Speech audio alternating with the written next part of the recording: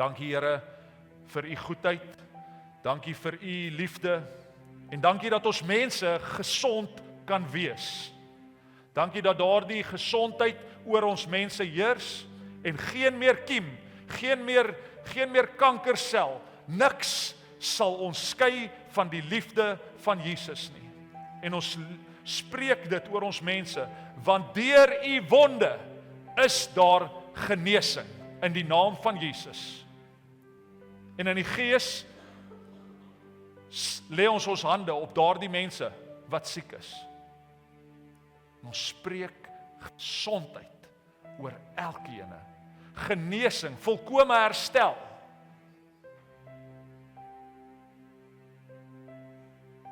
Ons bid Here dat dokters weer godsvreesend sal optree.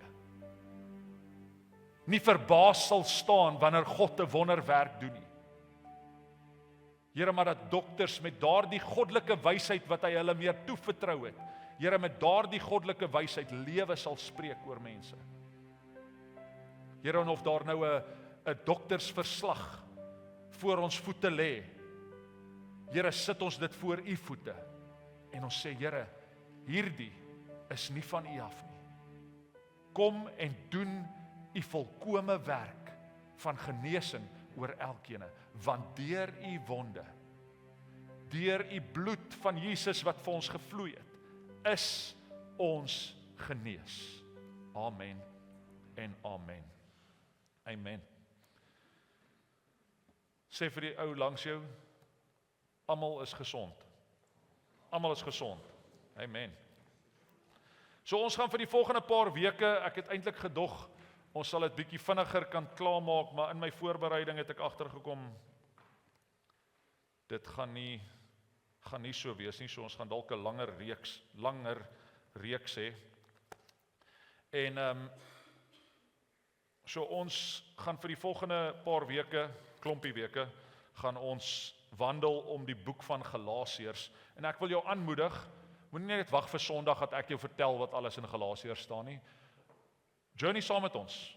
So ons gaan dalk julle hoofstuk hanteer. Partykeer gaan ons hom bietjie opbreek want hy het bietjie meer iets in wat ons wil oorkry aan ons mense. Maar ek wil graag vir julle tot en met vers 15 van Galasiërs 1 lees. En ek gaan hom so vir jou lees. Maak jou Bybel daar oop. Wie het sy Bybel in 'n Bybelboeksvorm? Wie het hom saam? Wie is die een is wat Bybels gebruik wat skyn? Hulle sê dit is die Holy Bible. Glowing Bible. Op jou foon, so dis al wanneer jy op jou foon mag wees in hierdie kerk. Moet asseblief nie jou WhatsApps antwoord nie. Sit jou foon op silent. So jy mag oopmaak by Galasiërs 1. En is my altyd so mooi Paulus se briewe aan die kerke. So mense sal sien Handelinge, Romeine, Galasiërs. Praat hy met die kerke wat hy gestig het. En ons lees dan, kom ek begin voordat ek begin preek hierso. Paulus, 'n apostel, nie vanweë mense of deur 'n mens nie, maar deur Jesus Christus en God die Vader wat hom uit die dood opgewek het.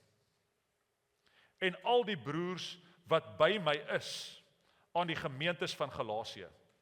Genade vir julle en vrede van God die Vader en ons Here Jesus Christus, van homself gegee het, wat homself gegee het vir ons sondes, sodat hy ons uitred uit die teenwoordige bose wêreld, volgens die wil van ons God en Vader, en wie die heerlikheid toekom in alle ewigheid. Amen. Vers 6 lees. Ek verwonder my dat julle so gou afvallig word van hom wat julle deur genade van Christus geroep het na 'n ander evangelie toe, terwyl daar geen ander is nie, behalwe dat daar sommige mense is wat julle in die war bring en die evangelie van Christus wil verdraai. Maar al sou ons of 'n engel uit die hemel julle al sou of 'n engel julle uit die hemel julle 'n evangelie verkondig in stryd met die wat ons julle verkondig het, laat hom 'n vervloeking wees. Soos ons van tevore gesê het, sê ek ook nou weer, as iemand julle 'n evangelie verkondig in stryd met die wat julle ontvang het, laat hom 'n vervloeking wees. Soek dan nou die guns van mense of van God, of probeer ek om mense te behaag? As ek nog mense behaag, dan sou ek nie 'n dienskneg van Christus wees nie. Maar ek maak julle bekend, broeders, dat die evangelie wat deur my verkondig is, nie na die mense is nie. Want ek het ook nie van 'n mens ontvang of geleer nie, maar deur 'n openbaring van Christus. Want julle het gehoor van my lewenswandel vroeër in die Jodendom, dat ek die gemeente van God uitermate vervolg en dit verwoes het. En dat ek die Jodendom vooruitgegaan het bo baie van my leeftyd onder my stamgenote, terwyl ek veral 'n ywerhaar was vir die oorlewering van my voorvaders. Vers 15 lees, maar toe dit God behaag het, wat my afgesonder het van die skoot van my moeder af, en deur sy genade geroep het. Dankie Here, dat hierdie woord lewend is, en dat hierdie woord vir ons waarheid word. Help ons om deur hierdie oggend Jesus raak te sien in hierdie. Ons bid Here dat U hierdie woord vir ons sal openbaar, sal oopbreek, Here, en dat dit nie net sal wees wat pastoor sê nie, maar dat ons self die woord sal lees en daardie woord 'n waarheid in ons lewe sal word. Ons bid Here dat in hierdie volgende paar weke kom en breek U self oop deur hierdie boek van Galasiërs. 'n Stigter van die kerk. Here, mag ons ook stigters van U kerk wees. In die naam bo alle name. Amen en amen. So in hierdie skrifgedeelte, soos ons sien, jy kan al die ander boeke gaan lees, as Paulus in die begin van 'n boek die kerk aanspreek, praat hy eers mooi met hulle. Julle is geseëndes en gesalfdes, ek groet julle in die naam van Jesus, gaan lees maar. Maar hy kom by Galasiërs en hy praat nie mooi nie. So daar die eerste 5 verse spreek hy hulle aan en hy maak sy autoriteit vas, want hy is geroep nie deur mens nie. Onthou, hy was nie 'n apostel, deel van die 12 apostels nie, die disippels. Hy het eers na die tyd is hy deur Christus uitgekies, uitgeroep. Op Damaskus is hy ontmoet en geroep, ek wil jou gebruik, terwyl hy nog besig was om God se volk te reuneer en die volgelinge van Christus dood te maak. Roep Jesus hom en hy sê, Saul, by sy vorige naam. Maar nou kom hy, en ek gaan nou oor sy naam ook praat, maar hy sit fokus daarop dat hy is die geroepe een. Sien, daar was heeltyd weerstand in al sy briewe, was daar weerstand omdat hy nie een van die oorspronklike apostels was nie. So oral waar hy gegaan het en kerke geplant het om Christene na Jesus toe te kry, dis sy nommer 1 taak, was om Jode en die Jode. Hy het nie so erg op die Jode gefokus nie, hy het later na die Jode toe gegaan ook, maar sy fokus was op die heidene.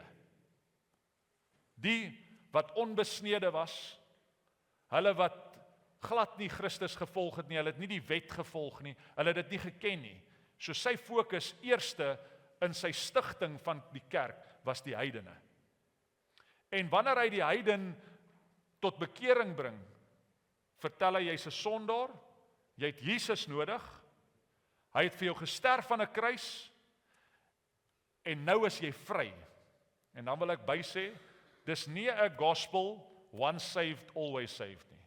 Dit is hoekom hy heeltyd teruggaan na die kerke toe, in al sy briewe, gaan hy terug om te sê, pas op vir daardie dinge, wat ons so vinnig van koers afkry. So hy neem sy autoriteit in Christus, en daarom groet hy hulle, nie met 'n groet en 'n seënbrief nie. Hy skryf in vers 1 en 2, Paulus, 'n apostel, nie vanweë mense of deur mense nie. So hy sê, mense het my nie gekies nie. Julle moenie dink ek is hier omdat mense my gekies het nie, maar deur Jesus Christus en God die Vader wat hom uit die dode opgewek het, en al die broers wat by my is, aan die gemeentes van Galasië. So hy was die stigter van hierdie kerk. En hy weet, en ons sal dit sien in Handelinge en Korintiërs, sal hy dan sê, hierdie mense weerstaan die gospel wat Christus vir my gegee het. Die goeie nuus, wat ons ken as die goeie nuus van Christus. Hulle weerstaan dit, die Jode, die bekeerde Jode, want hulle is nog onder die wet, hulle behou nog die wet ook. So dan probeer hulle hom weerstaan, want hulle sê hy bring 'n vals gospel. Nou as jy kyk na sy naam, toe hy geroep is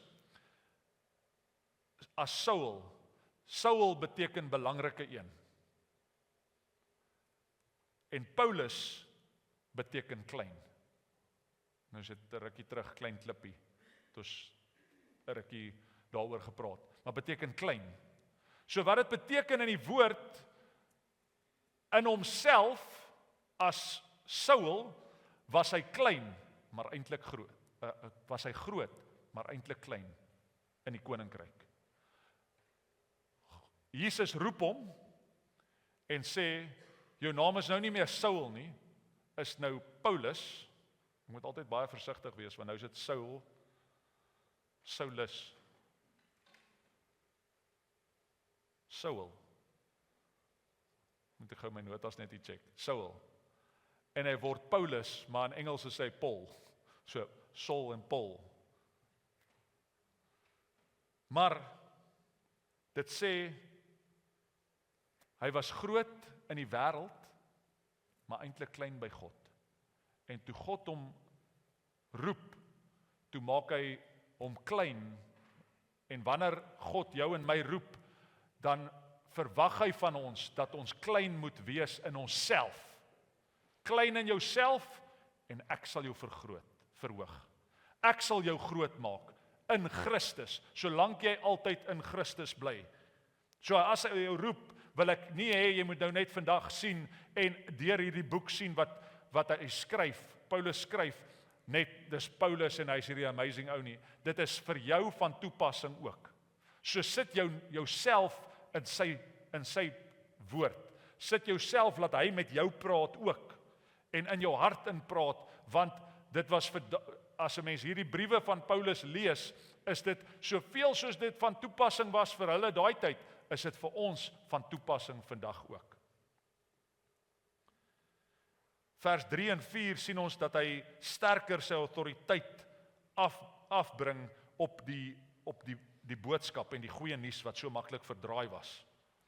En saam met hom beweeg 'n man, sy naam is Titus, hy was 'n Griek, en hy was nie besny nie. So wanneer ons dan sien, moet jy sien in Galasiërs, dat hy het heeltyd hierdie manne, saam met hulle, wat as heidene voor die Jode gesien is, Jesus aangeneem het, en dan is Paulus baie duidelik daarop. As jy 'n heiden is, hoef jy nie te word soos die Jode nie. Want jy's nie in die Jode nie, jy's in Christus. So hy verwag nie dat hy moet besny word soos wat die Jode besny word onder die wet nie. So die seuns moes voor 8 dae moes hy besny word. Voordat hy 8 dae oud is, moet hy besny word. As jy as heiden tot bekering kom, verwag die wet nie, of verwag Christus nie van ons, dat ons op ons uiterlike moet verander nie. Behalwe as Christus dit aan jou openbaar. Vers 4 gaan aan. Jesus Christus het volgens God ons Vader se wil vir ons sondes gesterf, om ons te bevry van die bose tyd waarin ons lewe. In die kerk het Paulus het 'n baie compassion gehad vir sy siele, die Here se siele, maar die siele wat onder hom tot bekering gekom het. En hy veg vir hulle, wanneer hy teruggaan soontoe, veg hy vir hulle wat afvallig raak, want die siele is vir hom belangrik. En as siele nie meer vir jou belangrik is nie, dan wil ek hê jy moet weer tot bekering kom, want vir God gaan dit oor siele. En as ek met jou praat en ek sê, John Marie, jy's besig om afvallig te raak, is dit nie omdat ek die spotlight op John Marie wil sê, is nie afvallig nie, asseblief, hoor my. Maar as ek sê, John Marie, jy's besig om afvallig te raak, is dit omdat ek 'n compassion het vir die siel van Christus. En as jy kan sien dat ek as Bjorn worry oor jou saligheid, dat jy by Christus uitkom. Dis my nommer 1 prioriteit. Dat jy by Christus en nader aan Christus meer soos hy word. En nie afvallig raak oor hierdie dinge in hierdie wêreld nie. Want sy nommer 1 prioriteit is om jou te kry om 'n valse gospel te begin glo. Ons sien in vers 5 sluit hy daardie brief, seënbrief. Hulle noem dit 'n seënbrief, maar dit was nie vir my 'n seënbrief soos die ander briewe nie. Aan wie die heerlikheid toekom in alle ewigheid. Amen. So hy's teen valse leraars, jy sal hoor hy praat baie teen die valse leraars, omdat hulle self probeer verryk. Hulle bring valse doktrines onder die mense in, en dit is tot vandag toe nog, is die kerk die breër kerk, is daar baie gereeld mense wat valse doktrines onder mense inbring.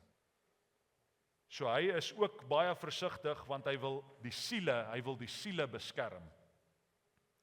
En hy wil nie hê daar moet net 'n feel good gospel, hyper grace gospel. Dit is besig om oorhand te neem in die kerk. Jy moet net Jesus aanneem, dan gaan alles oukei wees, en die Here gaan net vir jou seën, en daar's net prosperity wat vir jou wag. Hy is 'n God van oorvloed, en ek glo hy's 'n God wat wil seën. Hy seën dies wat gee, want dis wie hy is. Maar as dit net is om daardie seëninge te kry en al die mooi dinge te kry, dan het Paulus ook vir jou baie surprising nuus. So hy verryk nie homself nie, Paulus, hy het net een boodskap. Maar hierdie volgende gedeelte spreek hy baie sterk aan. Vers 6 en 7 lees, ek verwonder my dat julle so gou afvallig geword het van hom wat julle deur die genade van Christus geroep het, na 'n ander evangelie toe, terwyl daar geen ander is nie, behalwe dat daar sommige mense is wat julle in die war bring en die evangelie van Christus wil verdraai. Hulle verander nie die evangelie nie, hulle verdraai net die evangelie. So wat toe gebeur hierso, en Paulus, jy kan dit gaan oplees, is hulle die Joodse tradisies syfer toe in onder die heidene. En toe hy by hierdie gemeente in Galasië aankom, toe is daar klomp van die heidene wat nou onder die wet nou skielik hulle self wil laat besny. Hulle wil nou op die buitekant wys, kyk, ek is 'n kind van die Here.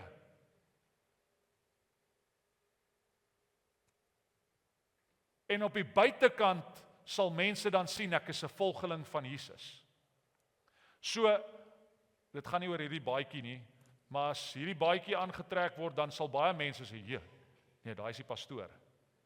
So dit gaan nie oor hierdie baadjie aan die buitekant nie, gaan oor wat in jou binnekant aangaan. So baie ouens sal mooi wys hier aan die buitekant, maar hy's leeg aan die binnekant. Want dat mense onder ons ingesyfer wat gesê het, dit gaan oor wat ons hier aan die buitekant doen. Baie bekende hoof van die sataniese kerk, Rian Swiegelaar, is vir my so mooi. Deel van sy getuienis, hy het radikaal tot bekering gekom en ontbloot 'n klomp goeters wat in die gees besig is om te gebeur onder die kerke. Maar as jy hom nog nie gesien het nie, is hy nog vol van sy tattoos. Nou asseblief, ek is nie teen tattoos of vir tattoos nie. As jy nie 'n tattoo het nie en jy's 'n kind van die Here, moet asseblief nie 'n tattoo kry nie. Maar as jy 'n tattoo het en jy kan dit gebruik as jou getuienis, want Jesus het jou waarlik vrygemaak, gebruik dit as jou getuienis. Maar as die Here vir jou sê, verwyder daardie tattoos want jy is nou 'n kind van die Here, moet dit nie doen omdat mense dit van jou verwag nie. Doen dit omdat Jesus vir jou sê. So Adele Vry, ook baie groot in die okkulte, sy's besig om al haar tattoos af te haal, want dit is wat die Here van haar verwag. Rian Swiegelaar gebruik dit as sy getuienis van waar die Here hom uitgered het. Verstaan? Dis nie in my notas nie, ek het net nou gevoel ek moet hierdie met jou deel. So genade is God se guns wat ons glad nie verdien nie. So wanneer hy sê, Christus het jou uit genade geroep, en dit is wat die Hyper Grace ouens preek, once saved, always saved. Jy kan maak en jy kan aanhou met jou lewe net soos wat dit is. Jy kan aanhou drug, jy kan aanhou drink, jy kan aanhou party, jy kan doen alles net wat jy doen, solank jy net die Here aangegryp het. En of jy nou daai goeders doen, maak dit seker, jy bid net elke aand. Dan het mense nie 'n openbaring van God se genade en dit wat hulle gehoor het van sy gospel en sy genade wat jou vrymaak van al daardie goeders, het jy nie 'n openbaring van sy genade ontvang nie. Genade is 'n geskenk en nie net 'n vrye geskenk nie. Dis 'n geskenk wat vir my en jou as gelowige gegee het. Dit maak ons attent dat ons het konstant elke dag 'n redder nodig. Ons lewe in 'n sondige wêreld. Ek is 'n sondaar, ek Bion is 'n sondaar en ek het Jesus Christus elke dag nodig. Want hierdie vlees, wat sal hy altyd begeer? Die dinge van hierdie wêreld. Dit is vir my so mooi, oom Attie deel gister met my. So hierdie vlees moes ek kruisig ruk terug, lank terug. Dat as ek my vinger raakslaan met 'n hamer, in die begin, dan het daar ander woorde uitgekom. Maar ek weet ek is 'n sondaar, en ek het 'n redder nodig, en daar's genade vir my as jy nog nie daar is nie. As jy jou vinger nou raakslaan, en daar kom nog woorde uit, Here, ek is 'n sondaar, vergewe my. Dit is bekering, repentance. En ek en jy moet genade verstaan, dat jy is nog steeds 'n sondaar. Van ons het dit al oorwin. Ek kan my vinger met 'n hamer baie hard slaan. Ek beloof jou, en jy kan, daar's Corine daar agter. Ek weet nie hoekom sit sy nou daar agter en nie meer hier voor nie. Sy kyk dat niemand weggaan nie. Gaan jou binne hou. Maar daar sê, ek kan my vinger met 'n hamer slaan. Daar kom nie vuil woorde uit my mond uit nie. Maar beteken dat ek struggle met ander goed dalk nie? beslis. Maar wat die hypergrace ouens preek en sê, dis okay man, jy hoef glad nie te verander nie. Almal vloek as hulle vinger met die hamer slaan. Maar daar's genade as jy die openbaring van genade, so hy sê hierso, ons het afvallig geraak want ons het toegelaat dat hierdie genade nie meer vir ons 'n waarheid is nie. Dit daardie genade jou vrymaak van hierdie sondige wêreld nie. Dit het toegelaat dat ons hier aan die buitekant nice lyk. En soos wat ek in verlede jaar in die begin van die jaar oor Smiley, dan stap ons by die kerk in, dan is ou Smiley net all smiles, maar aan die binnekant is ons glad nie by Jesus nie. Paulus skryf in Efesiërs, en hy maak dit, is ook een van sy briewe, Efesiërs 2 vers 8 tot 10. Want uit genade is julle gered, deur die geloof, so uit genade is julle gered, deur die geloof, en dit nie uit julle self nie. Dit is die gawe van God, nie uit werke nie, sodat niemand kan roem nie, want ons is sy maaksels, geskape in Christus tot goeie werke wat God voorberei het, sodat ons daarin kan wandel. Dit is genade. Genade red ons deur die geloof, sodat ons die gawe van God kan ontvang en nie uit werke of uit roem nie. Dit is genade. As jy begin uit werke, as iemand begin vir jou wys hoe amazing hy is en hoe goed hy is en wat sy goeie werke hy als gedoen het en ja, man, hy lyk net, dan moet jy pas op. Want God se gawe wil goeie werke in jou na vore kom en jy sal dan nie roem daarin nie as jy 'n openbaring van sy genade ontvang het. En God het altyd, en dis wat hy nou sê, dat goeie werke wat God voorberei het, sodat ons daarin kan wandel. Goeie werke sal altyd seëvier. Vrug sal dit voortbring. Vrug sal dit wys as ons die openbaring van genade verstaan. Ons kan nie genade en werke om God te behaag by mekaar gooi nie. So genade en werke, en ek sê altyd,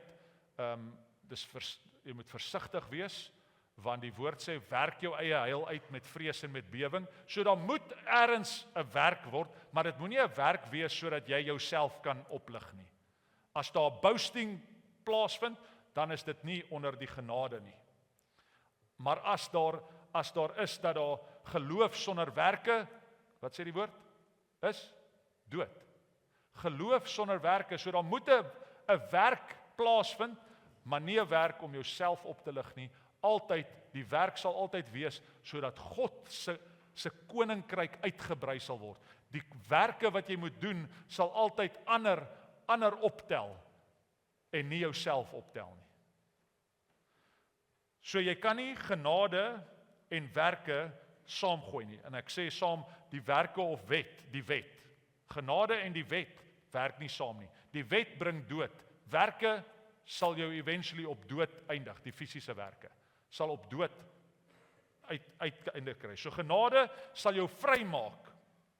Die wet en die werke, en dit is wat Paulus dan nou hierso sê, julle het afvallig geraak want julle toegelaat dat hierdie werke, hoe amazing julle is en al die mooi dinge wat julle doen by julle inkom, die besnydenis het hulle onder hulle laat insyfer as heidene. Jy hoef nie meer jouself te laat besny as 'n heiden in daardie tyd nie, want jy's nie onder die wet nie.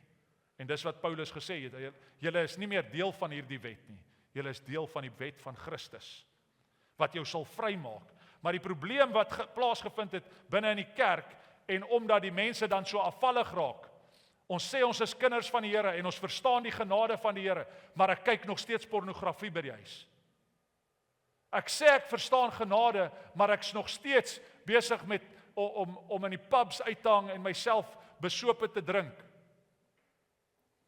Ek is nog steeds, en dan is dit nie eers die fisiese daar buite nie. Nou, ek het hierdie Vrydag toe praat ek met 'n klomp kerkleiers.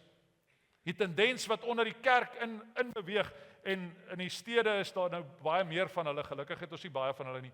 Jy moes uitgaan, as jy wou gaan dobbel, moes jy uitgaan na 'n casino toe. Nou is dit net maklik, ek sit op my foon, en ek is besig met sports betting, en ek is besig met 'n gedobbelery op die foon. Jy kan nie sê jy het 'n openbaring van die genade van Christus beleef nie, maar jy is nog steeds besig om te dobbel, of dit nou aanlyn of fisies is. Jy kan nie sê jy het 'n openbaring ontvang van Christus, maar jy praat met baie disrespek teenoor jou vrou of jou kollegas by die werk nie. Jy kan nie sê jy's 'n kind van die Here en jy het die genade beleef, maar jy's ongeduldig met almal om jou nie. Want wanneer ons die genade beleef, jy kan aan iemand sien deur sy optrede. Hy is nederig. Hy het 'n soeke na meer van Christus. Hy is altyd minder as die ander naby hom. Dit is wanneer iemand die genade van Christus beleef het. Want hy sê, so maklik kom hulle in, en dan vertel hulle ons, dis wat ons moet doen, en dis hoe ons moet gaan. Maar by die huis is jy heeltemal 'n ander mens, as wat jy by die kerk is. Want hier is genade, maar jy kan nie net hier genade toepas in jou lewe, en dan gaan jy daar buitekant toe. Pastor Ronnie het altyd gesê, as jy genade wil ontvang, moet jy genade kan gee. So iemand wat beleef genade, 'n openbaring daarvan af gekry het, sal baie vrylik genade ook gee, want hy weet hy het dit vrylik ontvang. En dis nie vir my en vir jou net sommer net nie. Iemand wat genade gesnap het, sal dit ook kan gee aan almal. Maar iemand wat genade gesnap het, is ook vry van alles van hierdie wêreld. Mag daai challenges jou pad langs kom? Natuurlik. Ons almal is sondaars, en ons almal het 'n redder elke dag nodig. Dis nie net een keer en dan is ek nou gered vir altyd nie. Vers 10 sê, hoe klink dit vir julle? Wil ek 'n mens in 'n mens se goeie boekies bly, of wil ek God tevrede stel? Probeer ek mense gelukkig maak? As ek nog steeds mense gelukkig wil maak, is ek nie 'n dienskneg van Christus nie. En dis presies wat ek gesê het. Dan as jy nog steeds mense se goedkeuring najag, of die dinge van mense najag, dan is jy nie 'n dienskneg van Christus nie. Hy sê dit so direk hierso. As jy mense se goedkeuring najag, jaag jy nog steeds die vlees na. As jy Jesus se goedkeuring najag, dan sal jy elke dag die vlees kruisig, sodat jy Jesus elke dag meer en meer kan najag. As ons 'n openbaring van sy genade verstaan, dan sal ons Kolossense 3 vers 23 ook dan saam met hierdie kan sit. Slawe, want ons is nie meer 'n slaaf van hierdie wêreld nie, so dan is ons slawe. Slawe, julle moenie iets doen net sodat ander mense daarmee tevrede sal wees nie. Julle moet dit baie goed doen sodat die Here daarmee tevrede is of sal wees. Stel God tevrede, want sy genade is vir jou genoeg. Ons sien dat Paulus het hierdie openbaring van hierdie woord en die goeie nuus van God ontvang. En leiers, en hy het dit aan leiers toevertrou. So toe hy die kerk plant, toe het hy dit aan leiers toevertrou, en jy sal sien, hy plant 'n kerk, waar ook al hy 'n kerk plant, en dan gaan hy weg. En of hy nou in die tronk is, skryf hy 'n brief vir hulle. Hy check altyd in by hulle. En ek wil jou vra, met wie check jy in? Is daar mense wat om jou sit? En ek het dit al 'n paar keer gesê, mense wat hier sit, wat gewoonlik, ek kan weet wanneer mense in die kerk is nie, Daai agterste bank is leeg. En ek sit nou nie sy naam daar nie, ek weet waar hy is en hy is op pad terug. Maar ek kan sien. So moenie elke keer op 'n ander plek sit nie, want dan weet ek nie wie's in die kerk nie. Pieter is hierso. Nou gaan almal volgende week. Tannie Magie, as Tannie Magie daar sit, dan weet ek Tannie Magie is hier.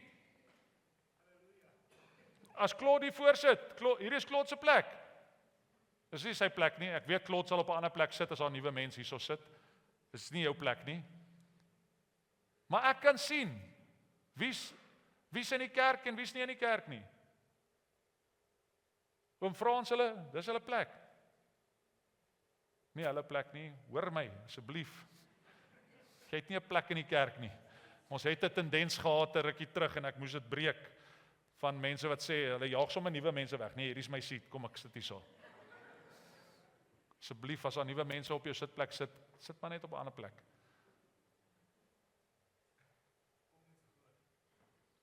Maar check in. So hy gaan altyd terug na daardie gemeentes toe en hy maak seker alles is in plek.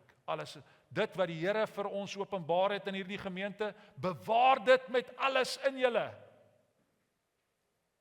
Wanneer jy 'n openbaring van die genade van God ontvang het, bewaar dit met alles in julle. Want weet julle wat sal mense doen? Hulle sal daar julle verwar, nie julle nie, die gemeente verwar. So maak seker jy check met mense in, sodat ander mense nie daai ouens in war bring nie. Vers 12 tot 15 en ons sluit daarmee af. Praat Paulus en ons sal volgende week nou aangaan met hoofstuk 1 en 'n deel van hoofstuk 2. Begin Paulus ietsie prik. En dan later, hierso so van vers 17 of 18 af, praat hy direk by Petrus met die naam. Maar hy's nou op inleiding daarmee dat hy met Petrus praat, dat Petrus was 'n man wat naby God geleef het. Hy was 'n man wat godsvreesend, maar hy het toegelaat, en hy noem dit so by die naam ook, hy het toegelaat dat die goeie nuus verdraai word deur die Joodse wet. Want ons het begin luister na wat mense sê, en ek dink Petrus het begin luister na wat die Jode onder die Jode begin sê het. Nou Petrus het baie meer die Jode bedien in sy kerke waar hy bedien het. So hy het baie meer die Jode, maar hy het toegelaat dat die Joodse geloof insyfer in sy teachings. Vers 13 sê, julle het mos gehoor hoe ek my vroeër, toe ek nog 'n Joodse godsdiens aangehang het, gedraai het, dat ek God se kerk fanaties vervolg en verwoesting gesaai het. Nou hy was ook 'n Jood, Paulus was ook 'n Jood, en as jy dit nie geweet het nie, het hy die kerk vervolg. Hy het elke kind van God probeer doodmaak. Want hy was onder die wet, en as jy nie die wet onderhou het nie, dan moes jy doodgemaak geword het.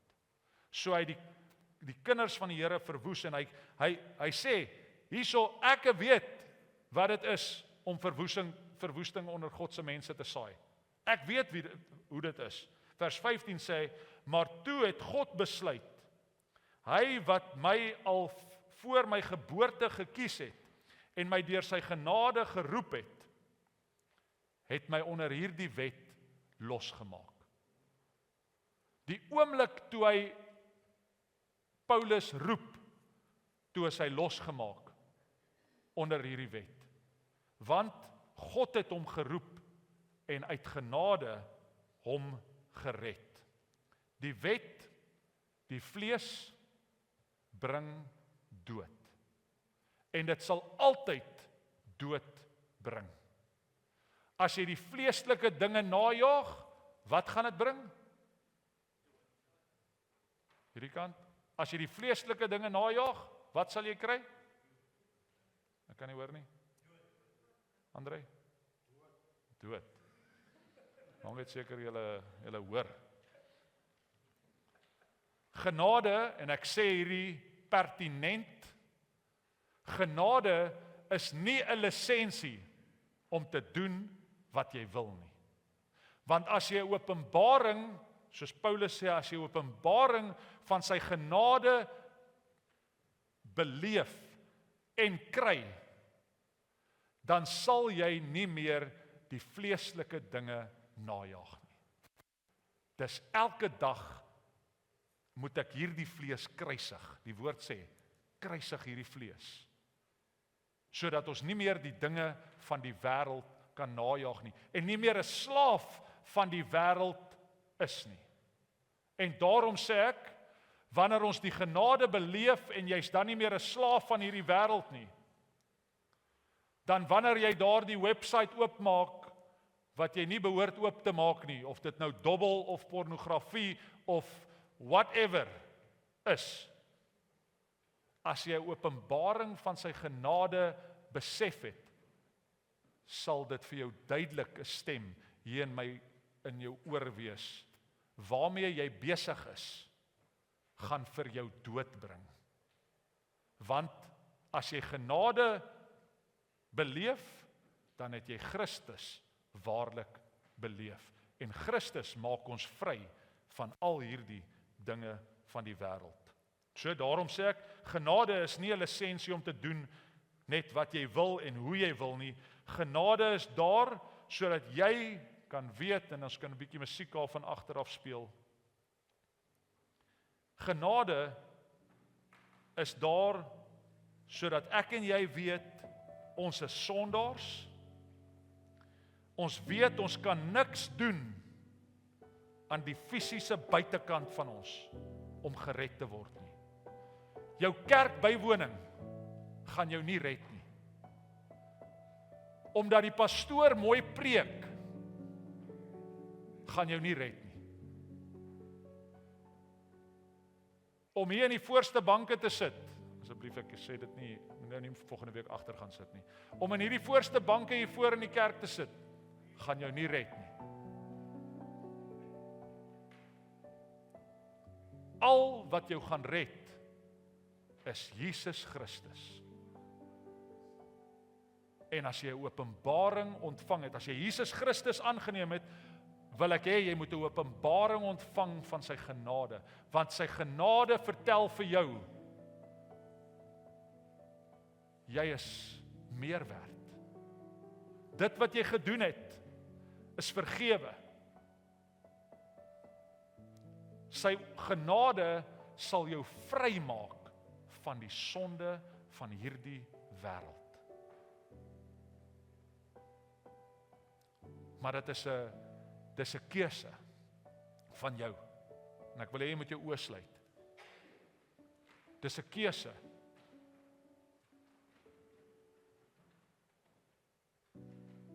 Of jy daardie genade wat Paulus hier so in die begin gedeelte van hierdie hoofstuk oor praat.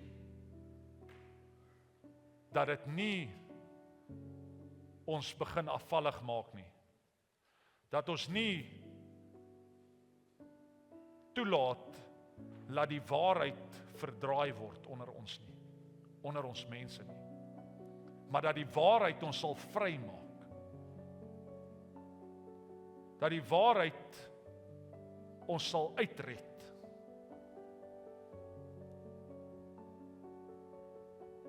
Dankie Here, dat hierdie genade vir elkeen is.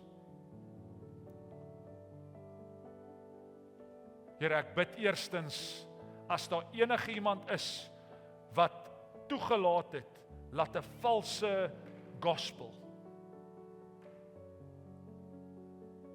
posvat binne in sy lewe. Bid ons Here, dat u genade vir hom 'n waarheid word. Kom red hom uit, of haar uit, sodat hulle in vryheid kan lewe. Dankie vir u goedheid oor ons. Dankie vir u liefde, wat ons vrymaak, wat ons red. Ons bid, Here, teen enige valse doktrines en leringe. Here, wat dit kom overcomplicate vir ons. Al wat dit is ons moet Jesus volg en weet dat ons sondaars is en dat ons 'n redder nodig het. Here, dan is hierdie dinge van hierdie wêreld wat ons so maklik aftrek. Dankie Jesus dat dit kom vrymaak. Dankie dat dit kom lewe gee. En u krag, Here, elkeen kom uitred. Here, en dat die kruis genoeg is. Die kruis genoeg is vir elke sondaar wat u aanroep. Here, sodat ons nie vasgekeer sal word aan hierdie vleeslike dinge. Soos hierdie Jode hier was om te wys, of hierdie heidene, die Joodse wet, want ons is nie meer deel van die wet nie.